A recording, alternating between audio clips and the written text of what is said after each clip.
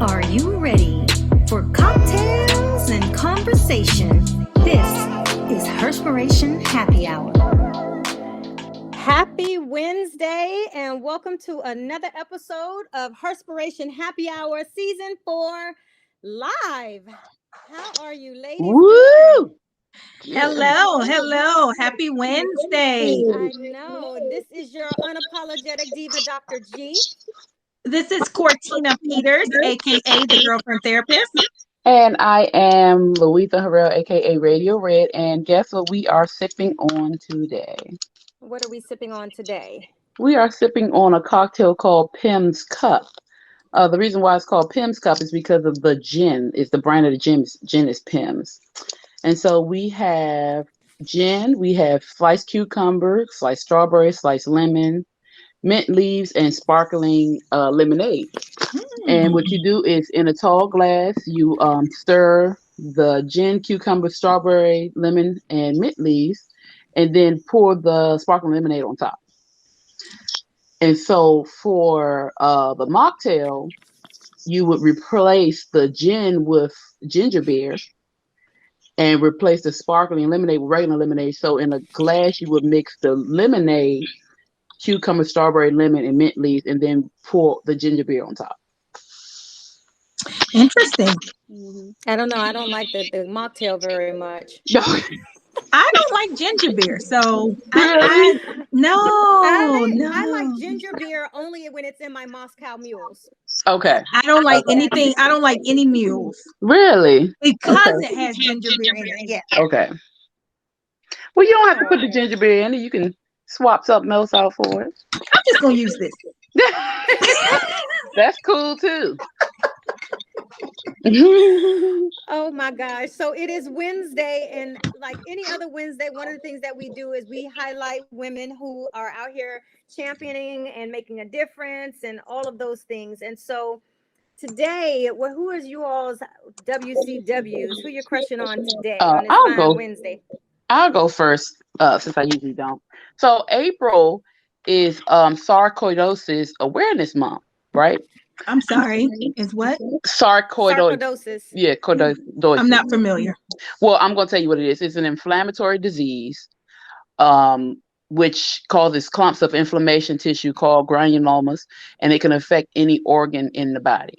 Oh, okay. And so I'm shouting that out because one of the young ladies I actually have a show with on the No Filter show, she's one of the hosts, just found out that she is diagnosed with this. And for months, she has been suffering with vomiting and nausea, body pains, swelling of the arms and legs and face, and she couldn't keep anything down. And it was like she lost 50 pounds in 1 month because of how sick she was. And so this young lady's name is Star Joyner. She's an actress, she's a podcaster, and she's a mom of 5. And for I think since maybe November, December, she has been suffering with this. And she just got news last week that her kidneys and liver are back at 100% functioning. She's on prednisone now, so that's helping her get, and she's doing so good. She's not vomiting, she's able to eat, she's able to drink, she looks great. So I just wanted to shout out Star Joyner because through these months she has been dealing with so much, and she still try to stay strong for herself, for her children. And I just wanted to shout her out. Also, 2 actors, 2 people that we know also have sarcoidosis, and one is Tisha Campbell. Really? Yeah, Tisha Campbell. And Bernie Mac died from it. That's what he died from. Really? I didn't know that, but that's what he died. That's what he passed from. Mm-hmm. Wow. Yeah. Okay. Yeah. Well, that's good information to put out there. Yeah. Yeah.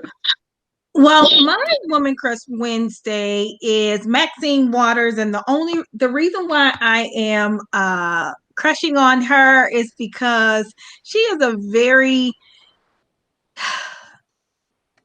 how can I say it? I don't want to say strong because that's too cliche. a woman who is unapologetically herself. Like, she stands on what she believes in and is not afraid to communicate that. And I think that in a time and place, considering where we are as a country, you have to be willing to stand up for something and stand for what you truly believe in. And she absolutely is the definition of someone who communicates where she is on certain issues. So I am standing, and she is my WCW for today. So we gonna, let As her everybody claim call her her time Auntie every time. Maxine. All right. Okay. Okay. So today, my WCW I'm crushing on is a media consultant and branding coach, Miss Bobby Penn herself. She's such an amazing, young lady who is an amazing singer. So I do hope that she goes out and, pursues that dream of hers. But she's also a really bomb um, media journalist. And if anybody have also seen her, they've probably seen her on what is that one with TMZ and all of that stuff. So Oh. she's really sweet and super cool. And so that's going to be my WCW for today. And kudos, and I hope that she continues to soar. All Oh, that's great. right. Yes. So let's get the conversation started today, because, we have a really great guest that's coming on. And what's interesting is that he's a pastor, but he's so diverse. And y'all don't mind my fingers here, because I have I know, I have such an addiction to, I know it's so super crazy. And I just noticed that they're hard to wash off because I I was like like, is those that Cheeto fiery. dust? No, no, it's Dorito dust though. So I have this thing for fiery Doritos, Oh, and okay. I squeeze fresh lime on them. And then I Oh. just sit and I Oh, eat them, but okay. they always dye my fingers for like a couple of hours. So yeah, I was sitting there eating them today. I probably should have just evened them out and switched hands, but I'm glad it doesn't mess up my nails, but it definitely dyes my fingers for a little while. So you all that's out here watching, that's That's all all it is. right. It's Dorito dust. Because I Well, love those the smell. those nails are very bright and springy, and I absolutely love them. So, Thank you. Thank you. Thank you. Yeah. So, but that's the thing. That's the issue with the fingers. So, but let's get the conversation started before our guest, who's going to be coming on shortly. We Well, can start some of the conversation. yeah, I wanted to bring up because one of the quotes that our guest says, he looks at himself, he sees himself as a victor and not a victim. And the reason why I wanted to point that out is because of the current or yesterday's sentencing, well, not sentencing, but Chauvin was found guilty. Mm. I don't think he was found guilty for what he should have been found guilty for, first degree, but he was found guilty. And a lot of people say that Black people are in the victim state.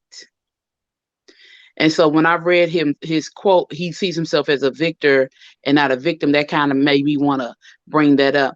How do you think we can stop looking at ourselves, not necessarily as Black people as a collective, but personally? How did you stop yourself from being a victim, or when you go through things, not feel like, oh, woe with me? How do you pull yourself out of that place? Okay, Cortina, do you want to go first? Do you want me to answer? you can answer, because Okay. my answers are always kind of level. So you know what? I will say this in terms of I don't consider myself in anything that's ever happened to me as a victim either. I think that for me, it's responsibility and accountability for my parts in this. That includes how I allow other people to treat me. I have to bear responsibility for that. So I'm accountable to owning things that I could have walked away from, I could have spoken up for, I could have stood my ground on. So I can't fault someone else for that. And so when I made that shift in my mind, I realized that I'm not going to be a victim because I'm owning my life. I took charge of my life. And as long as I did that and I have a voice for it now to make sure that it never happens again, I'm on the winning side.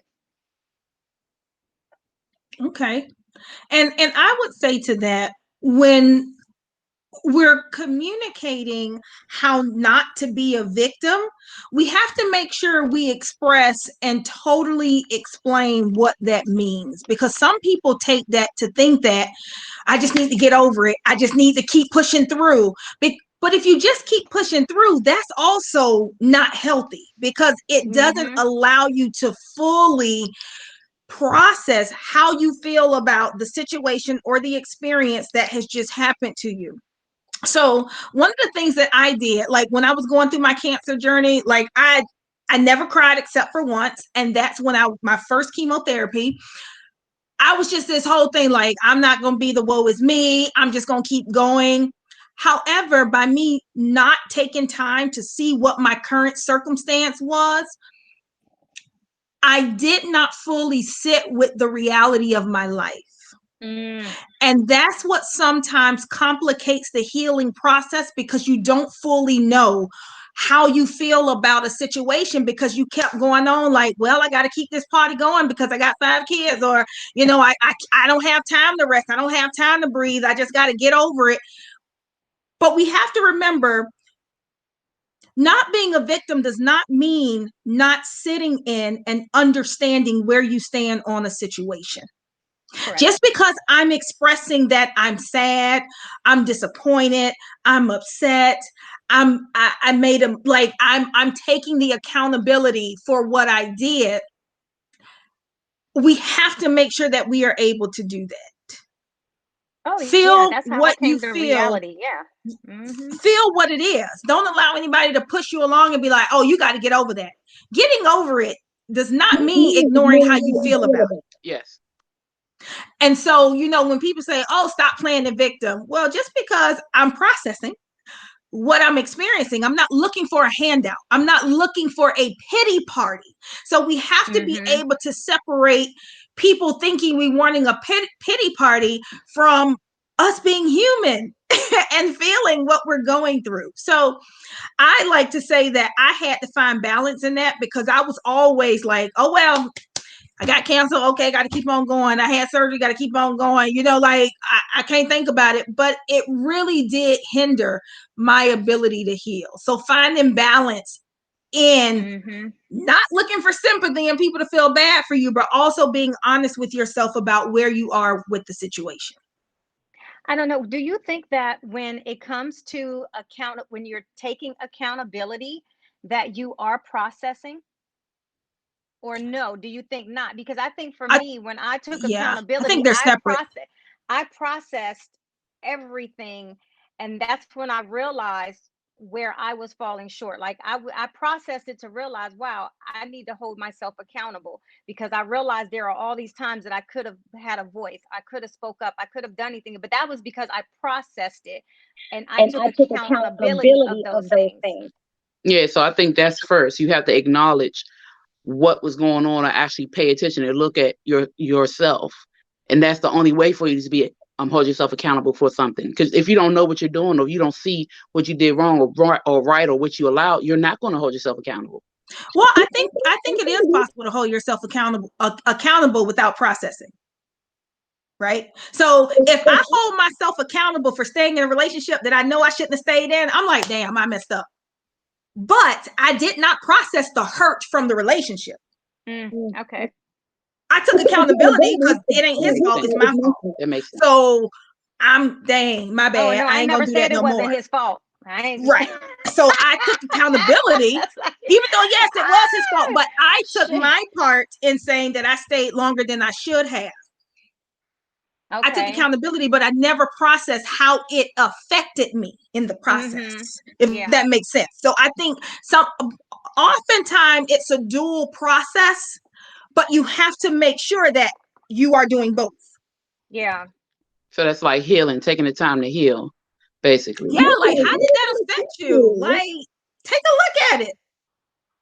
Being honest with yourself about, you know, how it has impacted your life or shifted. And when you take the time to look at how something has impacted your life, you don't totally make the entire shift. So for example, let me take that relationship situation. If I took my part in it and say, you know what, that's my bad, I shouldn't have stayed there longer.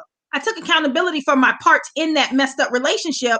Mhm. But if I don't process, guess what? I'm gonna have this wall up for future relationships, and I'm not going to let anybody in because I don't want to put myself out there again to say, dang, I made a mistake again.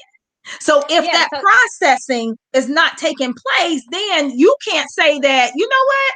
Yeah, I made a mistake and I'm smarter this time, but I can still give myself and still be mindful without building this wall to keep everybody out. You know, like this blanket Yeah. statement, like men suck. Yeah. I mean, I get that, but I think there's a difference between accountability and healing.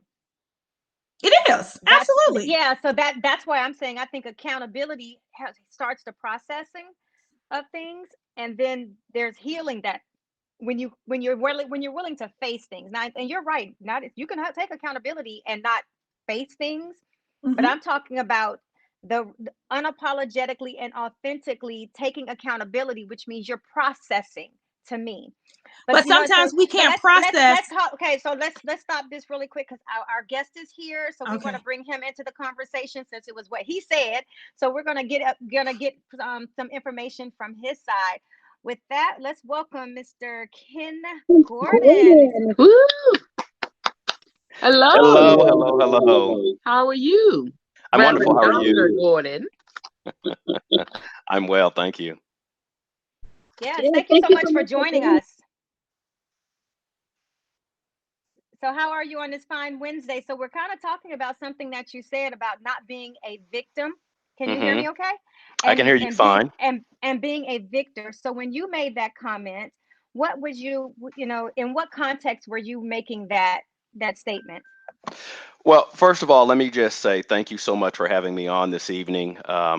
I truly, I'm nervous. I have butterflies in my stomach, and I will tell you that in all of the information that you sent ahead of time, the one thing you didn't send me was my dress code. So I just had on You're perfectly fine. a That's why. tuxedo a moment ago, and then I signed on to Facebook Live, and then I put on a suit. And then I just took it all off, and I have on this. But and the reason by the way, the reason I took off the suit and the tuxedo is because this is my first time using this platform, and I wasn't sure if when I was done I would have the Doritos powder on my. Oh. So, anyway, let me get to your question. To ask me your question again. What was your mindset when you made the statement that I am a victor, not a victim? So too many times, especially when it comes to the issue of race and prejudice and bigotry and how we live through that and how we live it out. There's a kind of this victim mentality and this victim complex that plagues a lot of people, where people begin to see themselves as the affected, the one that is attacked, the one that is less than, the one that is the minority, the one that is powerless. And when you begin to see yourself as powerless, that is when, in my opinion, you become a victim. The hurt that you go through, that is something that you can, from which you can learn. Whatever you go through, the way that I really view it, if you're not learning, if you're not processing, if you're not allowing it to make you better, then you're a victim. So when I'm thinking of it, I'm thinking of allowing situations or experience situations where you don't learn, where you don't allow it to promote growth. And then when you look at being a victor, so it's more than just not being a victim, right? It's not being a victim, but then there is becoming a victor. And so when I looked at it and I looked at the book that I wrote, what I really looked at is, how do I learn how to win in every situation? How do I create winnable battles in every situation? Even if you are lording over me, even if you feel like you've won, even if it looks like you've won, how do I create a scenario where inside I can snatch victory? You want to Are you sharing or what? Send us your address and we will ship you. Sorry, I was pouring. I know that I'm supposed to bring mine, so I have my little mine as well. That's But anyway, so that's really what it is. It's creating victories out of every situation rather than accepting a situation and seeing the downside. Figure out what can I learn, figure out how does this advance me, how does this make me better, how does it make me stronger. And so it is getting out of that mentality that sees yourself as powerless to a mentality that sees yourself as powerful, and a mentality that sees yourself as winning. So even if you take me in the vernacular of the book, right? Even if you take me to the side and you drop me and make me do 20 push-ups, right? And you're yelling at me and screaming at me, in my mind, I'm thinking, I can do 50. Why stop at 20? What? I got more. And so it's just creating more opportunities to win versus saying, oh man, I can't believe he did that. I was so tired, my arms hurt. And it's not allowing yourself to buy into the negativity, but creating the positivity. okay. So Does that let's make back up sense? and oh yeah, it makes perfect sense. But before we get started really talking about your books, because you have more than one, um, let's rewind this back a little bit. Introduce yourself because we was all in a heated conversation about about accountability, and it's so rude of us not to allow you some time for the people to know who you are. Who is Mr. Ken Gordon? So thank you so much. Ken Gordon, who am I? I am a guy who was shaped by the powerful women in my life. A man that's been shaped by a phenomenal mom, a man that's been shaped by an amazing wife, a man that's been shaped by a pretty incredible daughter. So I'm a man who understands that so much of who I am is all about the women in my life that have really shaped the person that I am. And I think for me that is critical because my dad is in my life. He's been, I'm not, I say all the time, I'm not a statistic. My father and my mother have been married 56 years. And he's been in my life the entire time. They're together. He was engaged. So I don't have a story to tell about, only having a mom or being raised by a single mom. But the beauty of my story is that even I had a father in the household, I had a mother in the household, but I still recognize the strength of my mother, and I recognize the imprints that she has left on my life, which doesn't take anything from my dad.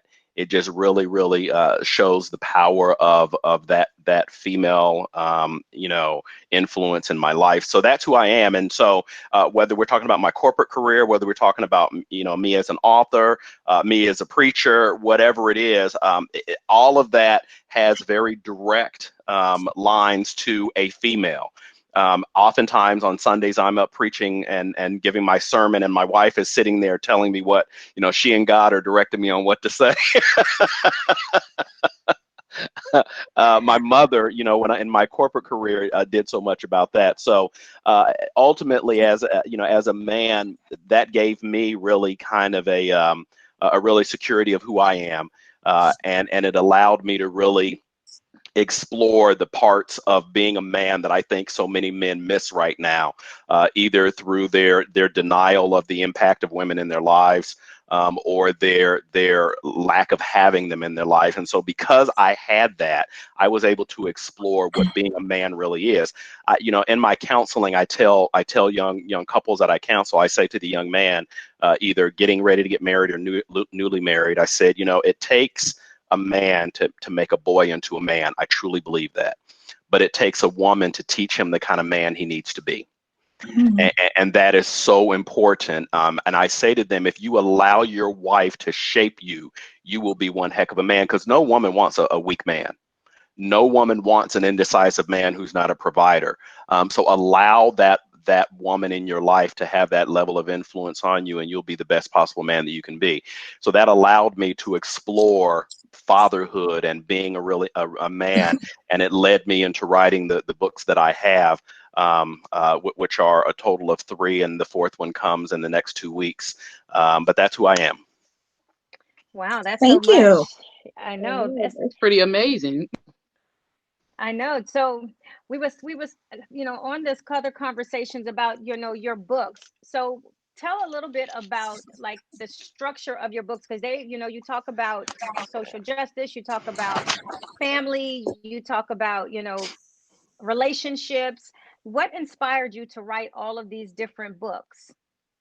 Yeah, and so it was really just it was a situation where there was a story that needed to be told, and I felt like there was an absence. I felt like there was a something missing. There was a gap, really.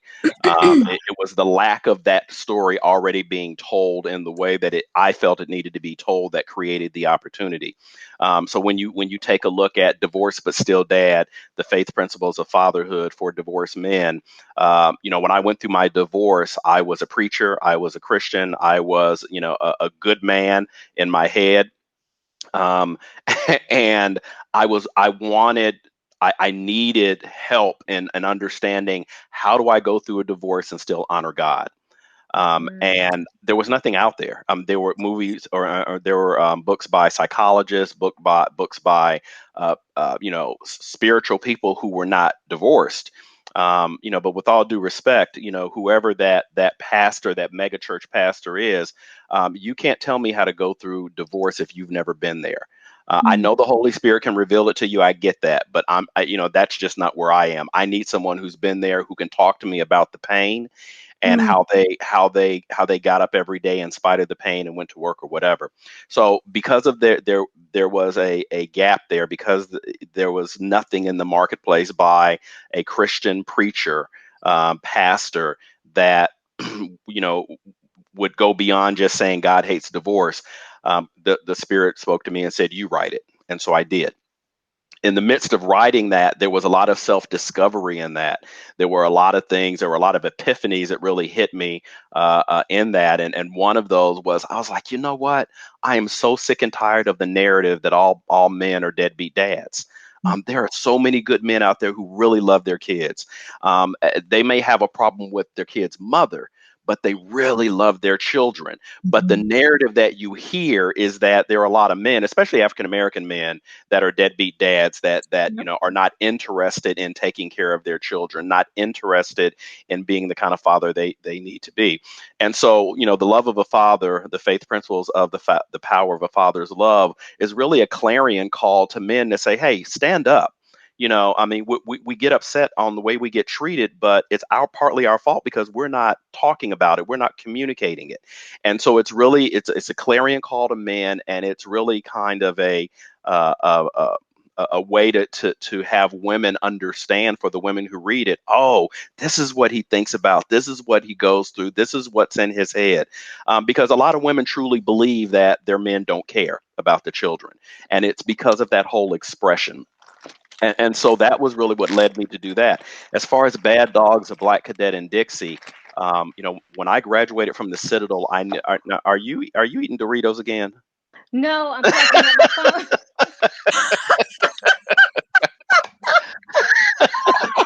No, I'm actually plugging up my Mac because I'm my sorry. iPad died. Forgive me, y'all. I need to ask your forgiveness. I don't take life too seriously, and I Yeah, believe in no worries. laughing. We don't So, either. We don't either. Good. I'm glad um, you're like that. but at any rate, but with Bad Dogs, it was really a story that needed to be told, because if you take a look at any of the service academies, which there are 5 of them, you have Air Force Academy, you have Annapolis, you have West Point, you have Merchant Marine Academy, and you have Coast Guard Academy. Then you have VMI, you have the Citadel. No African American graduate of any of those places has ever written a book about their experiences. There Oh. have been 2 books, to my knowledge, written about the experiences of an African American in those places, and both were written by white men. A Mm. white man can't tell you how I feel. And shame on me if I don't tell you how I feel. So Bad Dogs is really about, I did it as a fictional book because I didn't want people to hone in on me. I wanted it to be a shared experience. And I also wanted people to look at it and say, it's not even just about a military place. It's about any place where there are people that are affected by racism and people who are infected by racism. And so the fiction was really to get people to look beyond just that one scenario and begin seeing it globally and have the ability to place themselves in it. The final book is Pancake Dad, and Pancake Dad comes out in 2 weeks. I just approved today the final version of the cover and illustration, so that's kind of cool. But Pancake Dad was really born out of my wife, right? My wife, we were sitting down one day one Saturday morning having pancakes. Every Saturday, I love making pancakes, and we were having pancakes, and she said to me, she says, you really need to write a book about a dad who gets up every Saturday and cooks for his children. And not just cooks for them, but cooks with them, brings them into the kitchen with him, and they do that together. And I said to her, I said, there is no way I can do that. I don't know how to talk to kids. I don't know how to write for children. I just can't. But by 6 o'clock that evening, the book had been written. so, so those are the books that I have. Pancake Dad comes out, like I said, in a couple of weeks or so. But all of them were influenced to a large degree because I believe it's time for men to start standing up and take their proper place. Imagine how strong Black women would be if Black men were stronger. Imagine how strong Black women would be if Black men would take their proper place and not force them to have to multitask. And so that's really what this is a clarion call to do.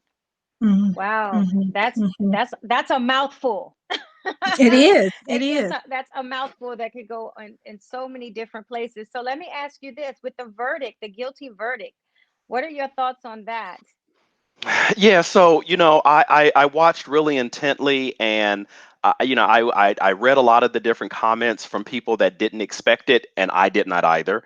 Did not Mhm. expect it Mhm. to come out the way Mhm. that it did. Mhm. Um, and since you ask, I have to be very honest and very direct with you. I'm like, okay. And that's kind of where I am because okay, good, because you owe this to us. I mean, this is not like this is not like something extraordinary. I mean, the man was clearly guilty, and the very fact that he was found guilty should not be that big of a deal for us. But it just really shows you where we are in this country, even right now, that so many of us were not expecting a guilty verdict, and that Yes. so many of us were surprised when it came, and so Yes. many of us were dancing in the streets in our robes over the fact that it's there. I'm not ready to dance in the street in my robe for something Me that you should either. have been doing way back when. And now Mhm. I'm kind of going, okay, now what? Because see, I'm still looking at the sentencing. I'm Thank waiting on you. that, right? Thank you. Because I got to be honest with you. My wife and I were looking at it last night, and I'm looking at this man's face. Now, people read whatever they want to read, but I'm reading his face, and he didn't seem all that concerned to me. No, He he didn't didn't. seem scared. He didn't seem worried. He was just kind of looking back and forth, but I'm looking at him going, I have seen people in court when a guilty verdict has come down. I've seen people faint. I've seen people fall out. I've seen people get mad. He basically was the same pretty much as he was when he was kneeling on the neck. He was just kind Mhm. of like, all right, cool. Because in his mind, he still feels like, again, they're never victims. They're always No. feeling like there's the Calvary's coming for me. There's a way out of this. And so I'm not ready to pronounce us like they did when President Barack Obama was elected. I'm not ready to pronounce us as, we've arrived. I need to see this verdict, and then I need to see a pattern. I need to see this could be a precedent, but I need to see a pattern before I start getting real happy. I That part. also feel a sense of, because there's a lot of rhetoric from individuals behind the badge that are pissed off with the verdict. Mm, So one of my concerns and fears was retaliation from right, the police side right. Mm-hmm. on Black and brown people. I agree. What's your take on that? And like, oh my gosh, like now they're gonna be like, I got to get revenge or justice in some form or fashion. Now, I'm not saying all police, but Yeah, I was looking at some news threads in yeah, regards to the comments that I was seeing, and they were very sickening. yeah, yeah. I could not agree more. And my younger sister is a PhD professor candidate person down in New Jersey, and Okay. criminal justice and juvenile justice are her two focus areas. She sent a text message out to our family last night, and she's like, "Be careful." because now that Yeah. this has happened, there's going to be retaliation or retribution. There are going to be people out there who are really upset, who are Yeah. not at all happy about this. And I completely, I believe that. It's funny, if you think about it for a moment, it was after President Barack Obama was elected that we saw ourselves go backwards in a really significant way. And my prayer is that we don't see the same thing here. Oh, I I agree. actually found out that's when the 3%ers was created.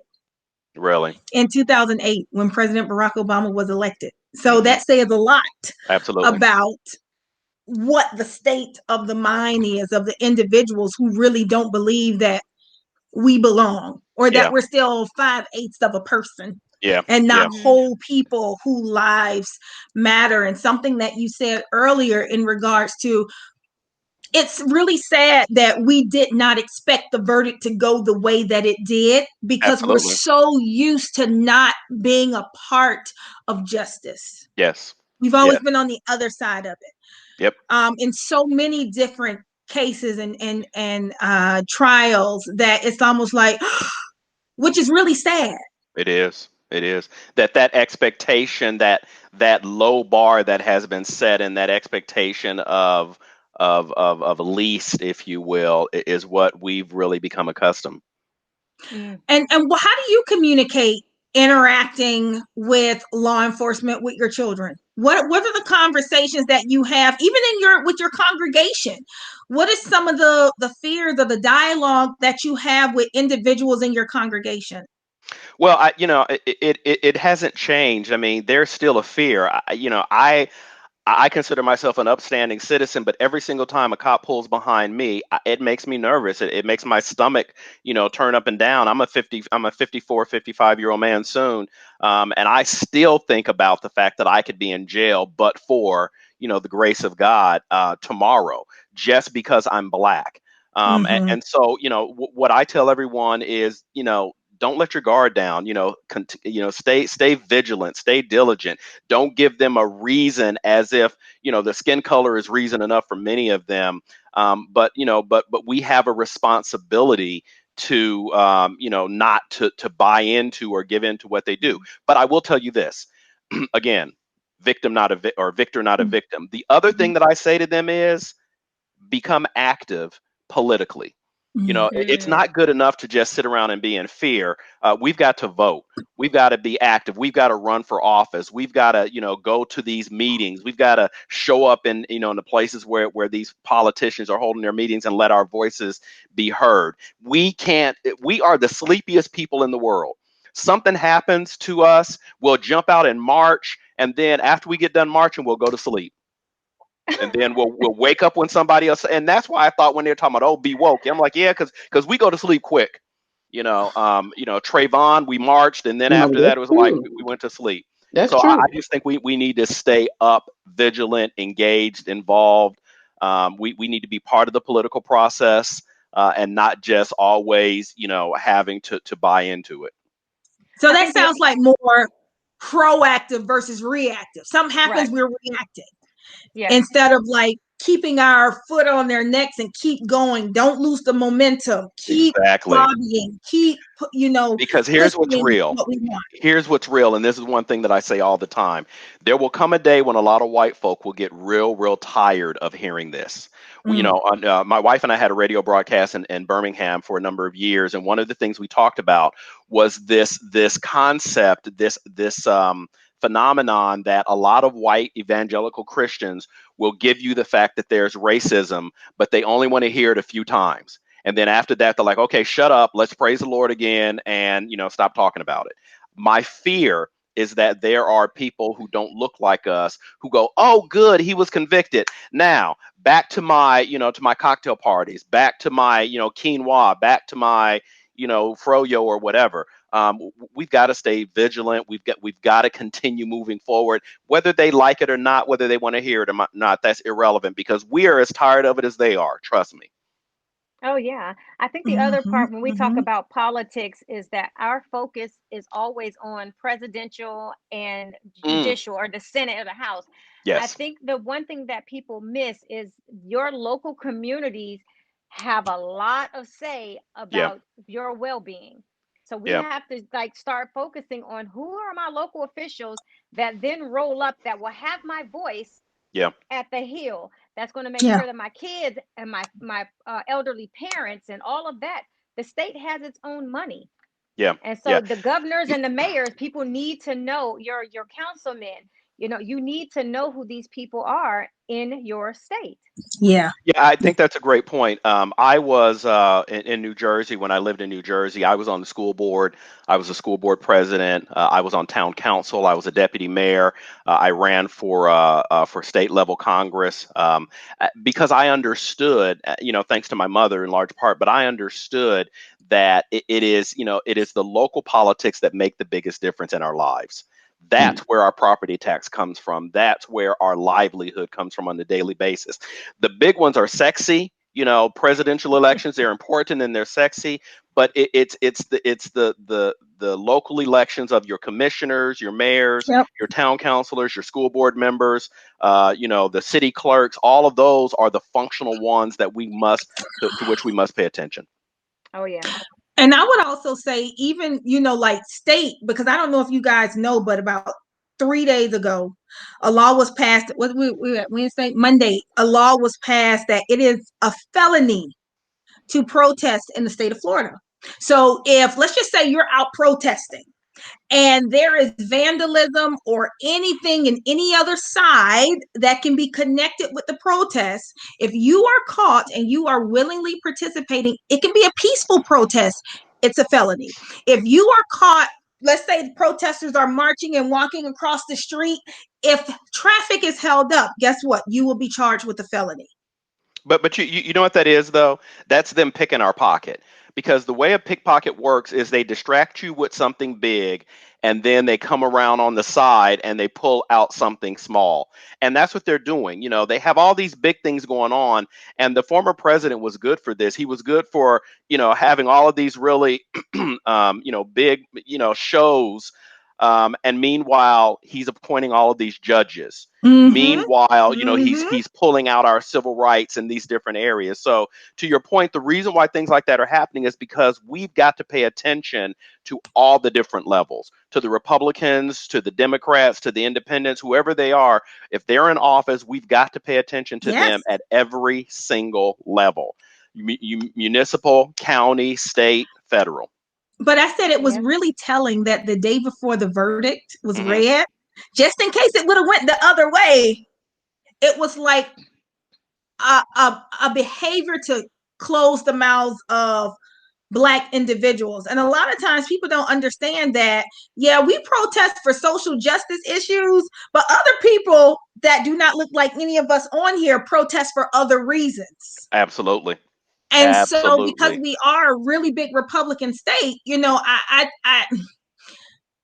I think it really says a lot about the individuals who we vote in to Mhm. Yes. office and the Mhm. decisions that they make that are not in the best interest of people who look like us. Right. Right. But a Absolutely. lot of times Because we people don't don't show up. know. But yeah, I was going to say that's why we don't show up and we don't know what their platform looks like because we're so focused on congressional platforms Yep. and presidential. But If then, if those. those state and local ones, I tell you, they come around a lot more than Yep. than the other ones. So it's But important to pay but attention. we've got to educate ourselves though, because I don't even know if a whole lot of us really know congressional platforms and presidential platforms as Mm-hmm. much as we go, oh, they're Democrat, I'll vote for Yep. them. Or Yep. as much as they go, oh, I like the way they look, I'll vote for them. Oh, I like the speech they gave, I'll vote for them. But what are their ideas? What are their platforms? What are what are their stances on these different things? We've got to become more educated if we're really going to advance I am. ourselves. I am all about really understanding what their platforms really are, especially when it comes to education reform. I'm Hmm. always paying attention to that. National security. I'm Yes. definitely always paying attention to that as someone who frequently travels. I think that that's so important. But then I also look at, the welfare system and what they're planning on doing, just like they did away with Meals on Wheels. That was mostly for elderly. So Mm-hmm. I'm Yep. always paying attention to those things, even for housing. Yeah. because there are a lot of people who need assistance with living in housing. And who gets it? Welfare. I pay attention to how the platforms are, but then here again, I spent 14 years being able to read and had to read through um, the budget passing. So I'm looking at where all these dollars are going, because Yeah. initially that's what's most important. Every decision that's made is made about money, Absolutely. always. And I so think it's being also, able to read the congressional budgets means something, because you're seeing not only domestic money, but you're seeing how much money is actually going outside. And it's a Yes. lot more money going outside to take care of other places than it is to take care of us here in the United States. And I'm just saying America as a whole. yeah. So people need to be more cognizant that the Data Transparency Act exists for a reason. And you can go on any website, any government agency website, and you can look and see how they're spending their money from every year. Mhm. It's important. Another thing we have to be careful of is not just going with the person who shuck and jives in front of us and says the right song or does the right dance, and we want to invite them to the barbecue, because they already knows what captures the souls of Black people. So if I can do this just right, I'm going to get their vote, but I'm really not saying anything. So we have to be more mindful and more insightful when we're really trying to figure out strategically who our money is going to be behind, who we're really going to vote for, and not because they fit what we think. Okay, they can do a good dance. Okay, I'm voting for them. Like, that's really shallow. I think us as a people have to be willing to go a bit deeper, to really be honest about us, about what we need, and be willing to fight for the issues and hold whoever we elect accountable. I elected you, so it's your job to represent the people. And I think we have to do a better job of holding these elected officials accountable for the things that they said that they were going to do when they won our vote. Yeah, I agree with that. I think we have to be much more pragmatic. Unfortunately, in the area where I am, I see that way too much. You come into the pulpit, you act like you quote some scriptures, you act like you're saved, you act like you're a Christian. Don't even shake a little bit. Then you got everybody. But it takes more than that. So I agree. I could not agree more. Now, one thing that I know I'm going to pivot a little bit about, because I do know that you mentioned when you're talking to your new couples, doing therapy and counseling and everything, what's one of the biggest issues that comes up in your sessions when you are counseling individuals who are preparing to be married? People that don't understand their roles. You talk about gender confusion. There's role confusion anymore nowadays, and I find that in the world in which we live, there is a bad word that you never want to use anymore, that people are so afraid of, and the word is called submission. And it's like, well, no, I'm not going to be submissive. I refuse to be 90-10. Some days it means 0, 100. Yeah, that's absolutely true. Absolutely true. Louisa, what is your take on that? Well, for me, I've always said submission means that you love this person and you trust this person enough to give yourself to them. It does not mean that you're weak. It does not mean that they have power over you, because actually the person that is able to submit has all the strength. People don't see it that way. As far as marriage, I do agree with it's not 50-50. A lot of times, and sometimes it's always 0-100 for a long time. Sometimes it's, give and take. But I think if you have two willing participants, two willing parties that want to make it work, I think the marriage could work. But if it's only one person fighting and then she stops and then he starts to fight and then he stops, it's just not going to work. It has to be two people willing to fight, even when you're in the mud, So I'm sorry, I was trying to get my lamp going. That's why I'm moving. It's okay. It's okay. It's fine. We will be your light in your darkness. I know, right? I know. So really quick, because we're almost out of time. Where can people follow you, get your books? I mean, how can people stay in touch with you? Yeah, so my books are all available on Amazon, like everything else in the world, right?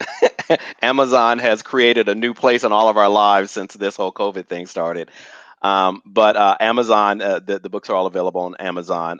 My website is www.dadsoffaith.com, dadsoffaith.com.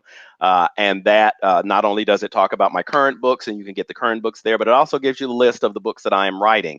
The Pancake Dad is the first book in a 12-book children's series, but there are a number of other books that I'm also working on as well. One of them is called Secrets Between the Sheets, or Secrets in the Sheets.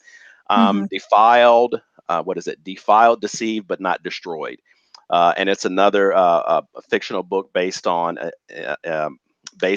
actual events about a woman who marries a man and keeps a deadly secret to herself. And then there's another one called The Fig Tree Philosophy, which is a relationship that addresses or a book that addresses toxic relationships. So www.dadsoffaith.com, you can find all of that there. And then also you can find me on Amazon. Wonderful. Thank you. Well, we thank you so much for coming out to hang out with us. We definitely appreciate it. I'll make sure that you get the link. Yeah, we'll get you the link over once I have it all edited and up on YouTube. We'll make sure and get all that to you. The last thing I would say, the other place you can probably find me is wherever you see Dr. Pam Gurley. You'll see me not far behind because I'm a big fan. I think the work that she is doing is amazing, and I honor and respect so much what you're doing. That's and awesome. I have enjoyed being on here with you all, and I count it as an honor. So, Dr. Gurley, thank you so much. Oh, you're very welcome. Very welcome. Thank you for coming. Thank you. We love her too. Yeah, we do. Not We really far behind where she is either. She even brought my daughter along. So we're all following behind Dr. Pam. Oh my. All right. Thank you so much. We appreciate you swinging by again. All right. Thank you. No problem. I'll go back to my happy hour now. All right. With my Whoops, I think I just cut him off. Yeah, he's going to say with his Doritos. Oh, yeah. Well, that was great. That was great. Yes, it was. Yes, it was. So one of the things, so how can, everybody get in touch with you, Louisa? You can find me at the Blue Phoenix on Facebook and the Blue Phoenix Hills on Instagram. After this show, I will be on both sides of the coin on Facebook. So just tip over there. And on Thursdays at 8:30, I'll be on the No Filter Show on Facebook. All right. What about you, Cortina? I can be found at The Girlfriend Therapist on all social media platforms. And you can also go to my website, www.iamcortina, CORTINA, Peters, PETERS.com. All right. And this is your unapologetic diva, Dr. G. You can reach me on all platforms at IAMDRPGURLEY. I am Dr. P. Gurley. For the Herspiration brand, you can reach out and connect with us on Facebook and Instagram at Herspiration Happy Hour and on Twitter at Herspiration HH. If you want to be a part of the show, definitely hit us up at herspirationhappyhour@gmail.com. All right, ladies, it's been so wonderful. It was. Yeah. So you know what? Until the next time, ladies. Cheers.